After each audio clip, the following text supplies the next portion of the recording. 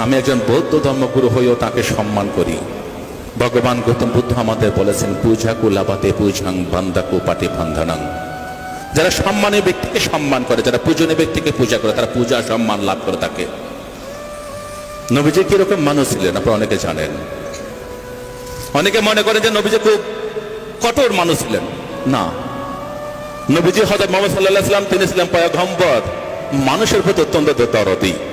আপনারা জানেন সেই সময় ইহুদিদের সাথে যে মক্কা মদিনায় যে লড়াই চলছিল, ইহুদিরা ছিল আমাদের নবীজির প্রধান এবং প্রথম শত্রু।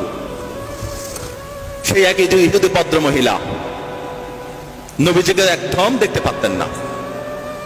নবীজি যেদিন যে পদ্মরে প্রতিদিন নামাজ আদায় করতে মসজিদে যেতেন, সেই ভদ্র মহিলা কি করতেন? ইহুদি ভদ্র মহিলা তিনি প্রতিদিন দুনিয়ার নোংরা জিনিসগুলো সব রাস্তার মধ্যে নেফে দিতেন। কেন?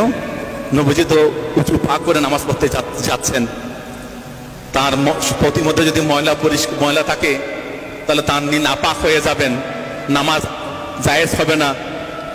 সে ভদ্র মহিলা, ইহুদি ভদ্র মহিলা তাই ভাবতেন। কিন্তু নবীজি তিনি তো মন শুদ্ধ, অন্তর শুদ্ধ, তিনি গিয়ে নামাজ আদায় করতেন। প্রতিদিন তাই হতো, প্রায় চলছিল।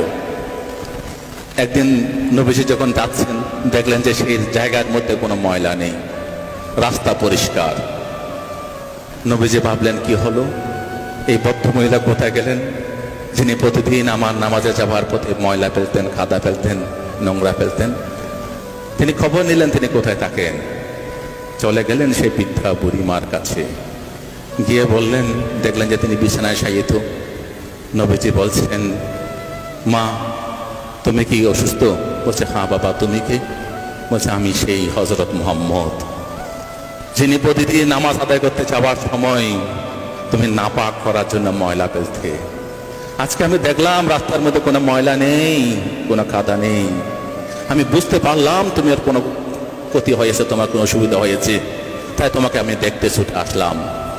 আমি আল্লাহর কাছে দোয়া করছি, মা তুমি সুস্থ হয়ে যাও, তুমি ভালো হয়ে যাও। নবীজি খুব কঠোর মানুষ ছিলেন না। নবীজি হযরত মুহাম্মদ সাল্লাল্লাহু আলাইহি ওয়াসাল্লাম তিনি ছিলেন পয়গম্বর, মানুষের প্রতি অত্যন্ত দরদি। আপনারা জানেন সেই সময় ইহুদিদের সাথে যে মক্কা মদিনায় যে লড়াই চলছিল, ইহুদিরা ছিল আমাদের নবীজির প্রধান এবং প্রথম শত্রু। সেই একই দুই ইহুদি ভদ্র মহিলা নবীজিকে একদম দেখতে পারতেন না। নবীজি যেদিন যে পদ্মরে প্রতিদিন নামাজ আদায় করতে মসজিদে যেতেন, সেই ভদ্র মহিলা কি করতেন? ইহুদি ভদ্র মহিলা তিনি প্রতিদিন দুনিয়ার নোংরা জিনিসগুলো সব রাস্তার মধ্যে নেফে দিতেন। কেন?